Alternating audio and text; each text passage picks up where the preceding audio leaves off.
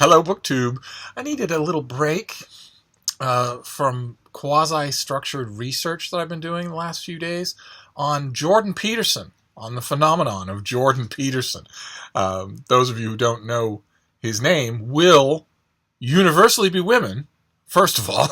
But you also maybe, if you live outside of North America, you might not know his name. He's an author of a book about rules for living, who is the focus of an enormous following, just enormous. And I've been trying to figure that out for a while now. It wasn't as well known to me when I actually first read his book, which seems, his rules for living seem aimed at people who have very low self-esteem. And, you know, that's no knock on people who have low self-esteem, but it can't be true that all of his readers have low self-esteem. So I've been wanting to know what has made such phenomenal numbers of people latch onto him, latch onto this honky-voiced Canadian clinical psychologist, because I think it might be a wedge for me to understand a lot more than just him, because there are strange correlations that go on in the world of Jordan Peterson's following that I want to understand. His book itself is dishwater simple to understand, and a lot of what he says is very simple to understand. And I think also on a lot of levels, he himself is very simple to understand. He shot to notoriety in Canada by refusing to use incorrect pronouns on people, even though that is the law, and he could be fined and for not doing it, and imprisoned if he doesn't pay the fine. And what happened after that, I believe, was just an incredible snowball effect from that. So I think when you see him in high-profile interviews with, you know, product in his hair and whatnot, or in packed auditoriums, I think you're largely seeing someone who is still processing something that was totally accidental, totally unplanned, and trying, because it's human nature, to act as if there are parts of it that weren't. I think that's my understanding of him, but his followers are infinitely more fascinating for me, trying to understand what he does for them. I'm not knocking the fact that his book seems aimed at people who have low self-esteem, and I'm not knocking people who have low self-esteem if they find worth in his book, but it can't be true that everyone who latches onto this guy suffers from low self-esteem. And if it is true, my God, where is this epidemic of low self-esteem coming from? What causes it? One way or another. The reason that I'm fascinated by his followers, and the reason that I've been devoting a little time pretty much every day for the last 2 weeks to trying to understand him, is because although not all Jordan Peterson followers are alt-right trolls, all alt-right trolls are Jordan Peterson followers. And that means something. Now, that means something. And I can't stand it. I can't stand seeing the thing under the rug upheavals of something like that in society that obviously means something without getting to the basis of it, without getting to the heart of what it is. I want to know what it is. I want to know why this comparatively bland book of rules of life is not only a huge runaway bestseller, but is also on that tiny shelf.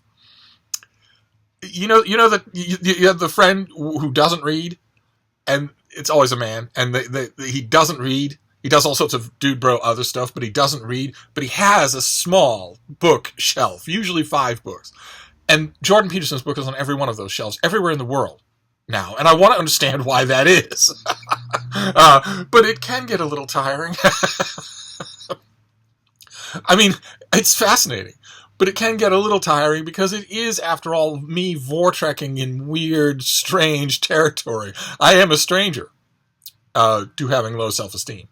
And I have in my life, for good or ill, you'd have to talk with the victims, for good or ill, I have far more often been a father/advisor figure than I have needed one.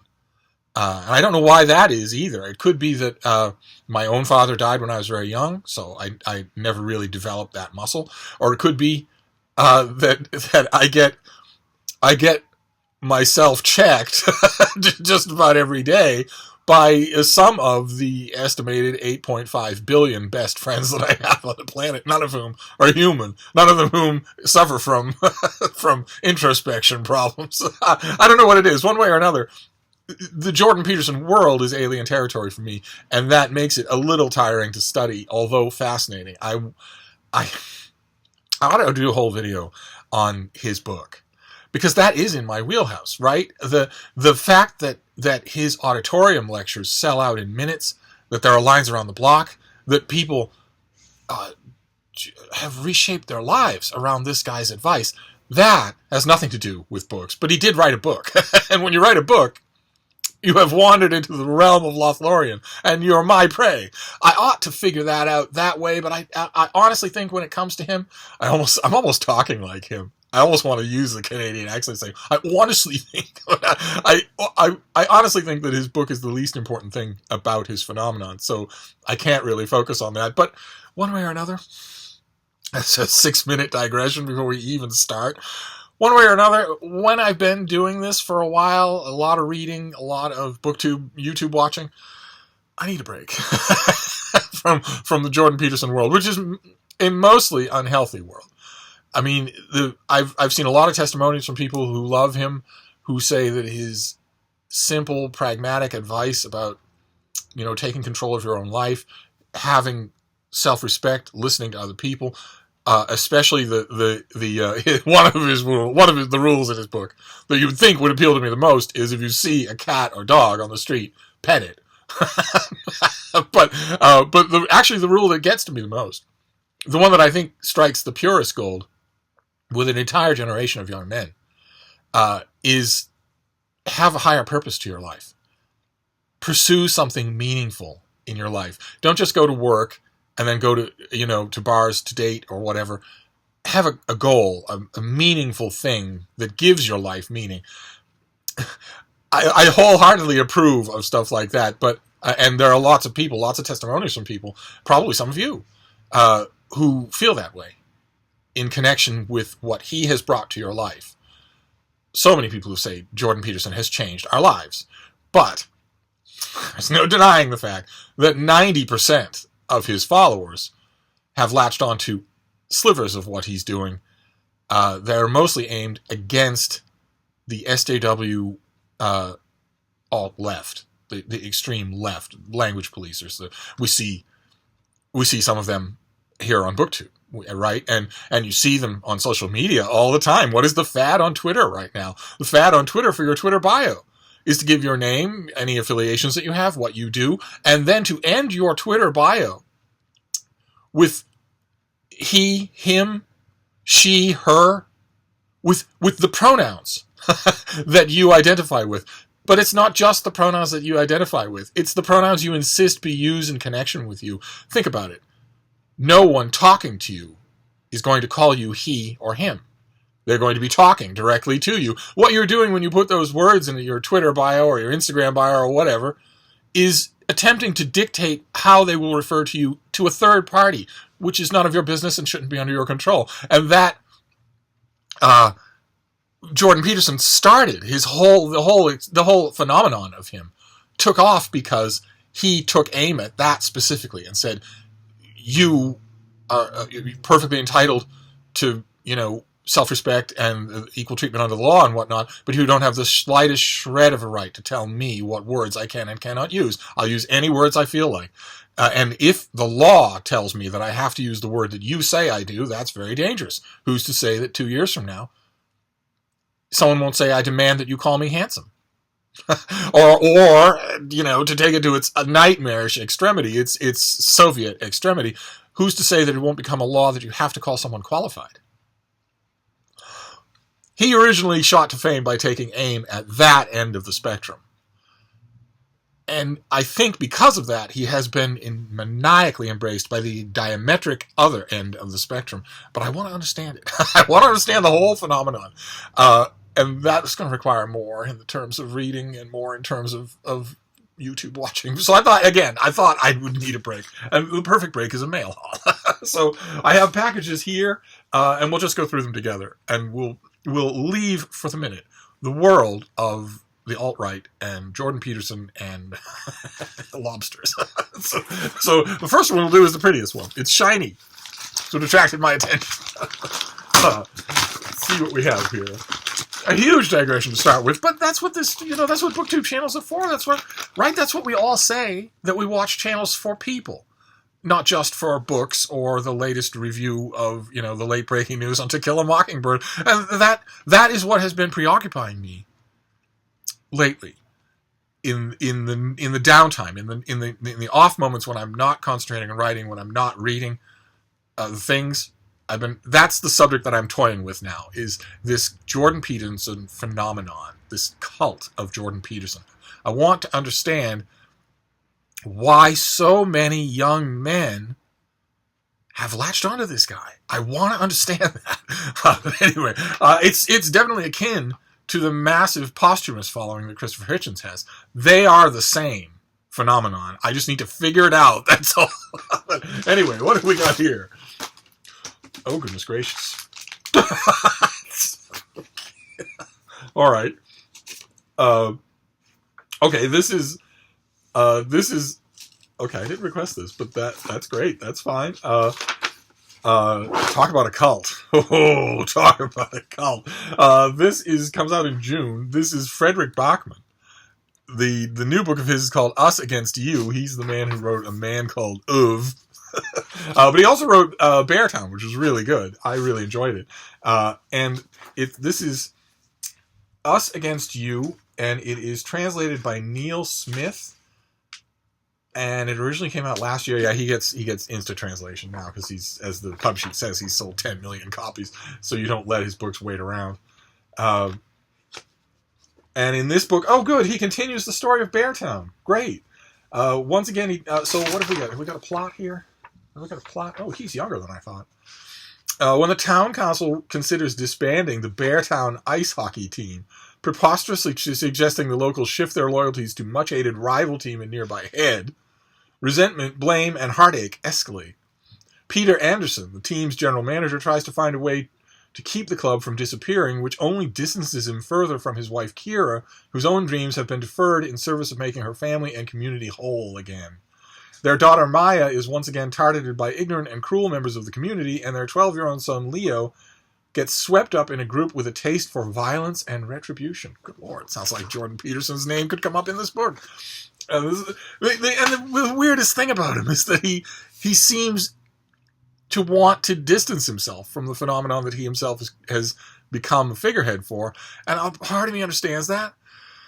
It's the axiom of massive social media is that, the first stick that's going to be used to beat you is the behavior of your followers, and yet the first response that anybody has when that happens to them is, well, I can't be held accountable for what my followers do, and yet then the response to that is, well, there's such a thing as dog whistling. Anyway, the reason that I was startled by getting the finished copy of Us Against You is because it comes with sweets that I don't advise eating. What on earth?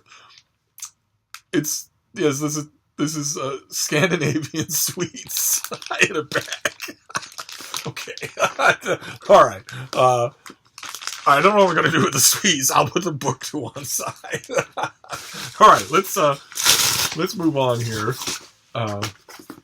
What is this next one? Oh, okay, great. All right. All right. This is due at the end of the month, and we've already seen it. We saw it just recently. This is See You Again in Pyongyang. This is a young Western man goes to North Korea to see what it's actually like, to see what the people are actually like, and to see what the world of North Korea is actually like if you try to step outside the sculpted tours that the state imposes on visitors. And I think that's fascinating. And it comes out real soon. Yeah, it comes out at the end of May. And I want to institute a new rule here at Steve Donahue Studios. Occasionally you will see this happen. We saw it with a Sherman's March book just the other day, where I will get a second finished copy in the mail. No fault of anybody. One publicist thinks one thing, another publicist thinks another, or whatever. It happens from time to time. And I want to institute a rule that the second finished copy, I will happily send out to one of you on the explicit condition that you write a review of it. for Open Letters Review. Okay? There's an online literary journal, Open Letters Review. It is the successor to Open Letters Monthly, which was around for 10 years. Open Letters Review is almost half a year old now. We're doing very well. We have half of our masthead are booktubers who you know, who you watch and subscribe to.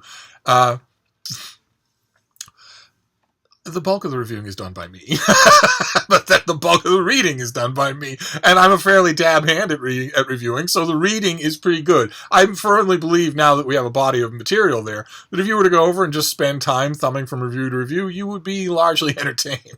I don't know about enlightened. I don't really do the enlightenment part, but for that I have smarter people. At Britta, I have Jen at Insert Literary Pun here, and we also get guest reviews. We get people who aren't on the masthead of Open Letters who write reviews, and that invitation is open to all of you.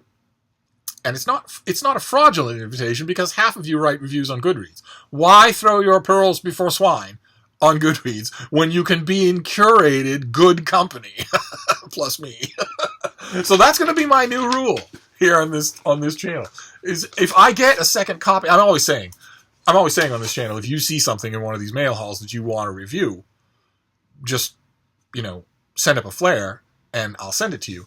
But in addition to that, the doubles of finished copies, obviously I have something to send right there. So with a double of a finished copy, I am calling for volunteers. I want one of you, especially if you've been to North Korea, but not necessarily that. If you have a yen to review a book, I have a double of See You Again in Pyongyang that has your name on it. So, but only that. Only that. From now on, if I get a double of a finished copy, you can ask me for it, fine, but it's on condition that you review it. Because we don't have any trouble at Open Letters filling content. I am an Old Bailey hack. I am not one of so many of you that looks at a blank computer screen and goes, "Oh, the agony." No. No. So I can write reviews until the cows come home. But we always want more people. So, all right, that's a... wait. All right, well, this is turning out pretty good so far. This comes out any day now. Yeah, this is out in early June. This is the finished copy of a book I really enjoyed, and I believe, for those of you who care, and apparently it's more of you care about the second part than you cared about the fact that I like it, I believe that Deb also liked it. She seems to have more fans on this channel than I do. But this is Anthony Horowitz. The Word is Murder. This is the finished copy of The Word is Murder, in which our intrepid sleuth is helped by a writer named Anthony Horowitz. One bright spring morning in London, Diana Cowper, the wealthy mother of a famous actor, enters a funeral parlor. There she is to plan her own service. 6 hours later, she is found dead in her own home, strangled with a curtain cord. Enter disgraced police detective Daniel Hawthorne, a brilliant, eccentric investigator who is as quick with an insult as he is to crack a case. Hawthorne needs a ghostwriter to document his life, a Watson to his Holmes. Enter Anthony Horowitz. And I really enjoyed it. This guy, he's the author of the Alex Rider novels, so he's already riding high in my estimation. But he really knows how to write. He's really enjoyable. So I'm glad to have a finished copy of it. Great. I would ordinarily, you would automatically think, well, if Deb read it and liked it, why don't you get her to write a review of it? Getting Deb to do something. I could tell you tales. Why this does not want to open? Getting Deb to do something. It's not the easiest thing in the world to do. I'll try, but it's okay. What was the rule? What was the rule? I now have 2 finished copies of this book. I want a review of this book written by somebody other than me. All right, let's just move on. I was going to cut short the Jordan Peterson material in this video and just keep the video nice and short. But Adam at Memento Mori and Nathan James, who 10 years ago had a booktube channel of his own, had been shirtless Skyping me left, right, and center saying, could you make your videos longer? I had to say, what am I going to do? Okay, what's this? This is due in October from Penguin. The Conspiracy Against the Human Race by Thomas Ligotti. That name sounds familiar to me. A genius literary mind, often compared to Edgar Allan Poe and H.P. Lovecraft. Well, in the bathroom mirror, yes. Thomas Ligotti is known for his terrifying supernatural horror fiction. However, his first non-fiction book may be even scarier. This book is that. It's not fiction at all. Is an examination of the meaning or meaninglessness of life through an insightful, unsparing argument that proves the greatest horrors are found in reality. This edition features a new preface by Ligotti in which he describes his inspiration behind writing about the uncomfortable truths of humanity. Okay, why do I know this author? Did he have a Penguin Classic? I think he did, didn't he? Do we have a Grimscribe, Songs of a Dead Dreamer? I'll have to check. I'll have to check and see what I have by him. But I know I have something by him here.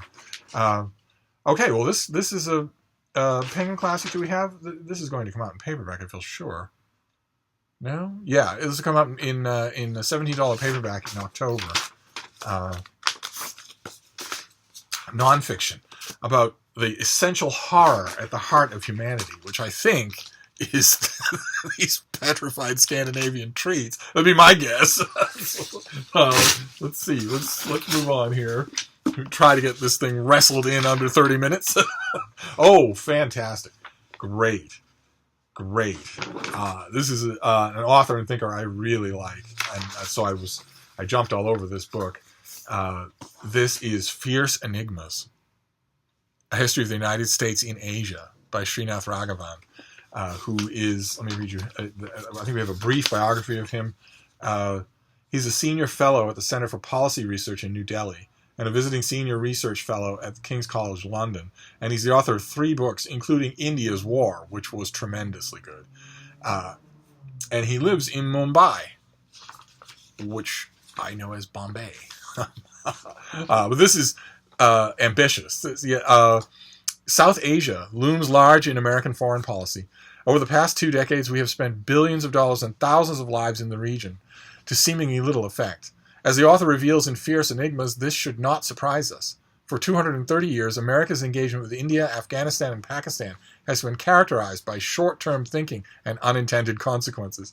Beginning with American traders in India in the 18th century, the region has become a locus for American efforts, secular and religious, to remake the world in its image. And this, the cover copy here calls this the definitive history of U.S. involvement in South Asia. And whether that is true or not, I really want to read this. This doesn't come out until October. I will probably hold off, but it'll be hard. Maybe I won't. Maybe I'll just read it anyway. So let's see here. Oh, great. Okay, great. Fantastic. This is... Oh, God, it's got schmutz all over it here. This is a type of thing that I... sometimes have a... Can we get this? What on earth is this? Sometimes I have a dim view of these things, of keyhole history, of looking at a whole era or a whole movement or a whole time period through a very small focus. I found that most of the time when an author does it, they end up having to deny their own premise anyway and just go wide focus almost immediately, backtracking or whatnot. But sometimes it can be done really well, and this strikes me as an example of that has potential to be done really well. Like, for instance, Yuri Sleskin's The House of Government was technically that, looking at a whole era and a whole political ideology through one building and the people who lived in it. And this is very much along the same lines. I'm sure that in every review that it gets, that will be mentioned. If I can get the dirt off of here. I don't know how I got dirt inside an envelope. This is Norman Eisen's The Last Palace. Europe's turbulent century in 5 lives in one legendary house. See, so it's exactly the same sort of thing. Let's see here. I'll hold that up for you. When Norman Eisen moved into the U.S. ambassador's residence in Prague in 2011, he was startled to discover a swastika affixed to the underside of a table in his new home. These symbols of Nazi Germany turned out to be hidden throughout the house, remnants of the residents' forgotten history. Eisen, the son of a Czech Holocaust survivor, wondered what other forces had swept through these corridors. What had the palace walls seen over the past 100 years? And he goes on to tell the story of the palace, and through that keyhole, the story of all the history that it has seen, that is intertwined with it, and that strikes me as a lot more fruitful than a history of the penis over the last 5,000 years or whatever. And this I mentioned that comes out in September. These are all autumn books that we're doing. And now we're down to our last one. We're down to our last book, and then we'll wrap it up in a nice svelte 30 minutes. All because of Jordan Peterson. Oh no. Okay. All right. I didn't request this, but I'm always in the mood for it. This comes out in early June. This is The Moscow Offensive by Dale Brown. Who is it's guilty pleasure reading. It's very pleasant, but it's guilty pleasure reading. In this book, Dale Brown is back with another high-tech, high-tension military thriller featuring the legendary father-son team of Patrick and Brad McClanahan. They're exactly what you think, in case you're wondering. They're exactly what you think. In this department, McBain, we do things by the book. By book. The duo is on a mission to stop scheming Russian leader Gennady Grizlov and the Russian military's terrifying new weapon. On a remote island estate, a billionaire investor sells his air freight company to a mysterious new owner. The purchaser is none other than the president of Russia, Gennady Grizlov. The Russians will use these private planes to secretly transport dangerous cargo into the United States. All right, great. I love a good Dale Brown book. I read them like candy. I read them like candy. They're in one ear and out the other, but they're very, very enjoyable. I don't know who it is at Morrow who sent me this, but I'm glad they did. So we've got Dale Brown. We've got The Last Palace. We've got Fierce Enigmas. Probably the thing I'm looking forward to the most, only because the author is so genuinely impressive. We've got The Conspiracy Against the Human Race, nonfiction from Thomas Ligotti. We have The Word is Murder, and then Ibid.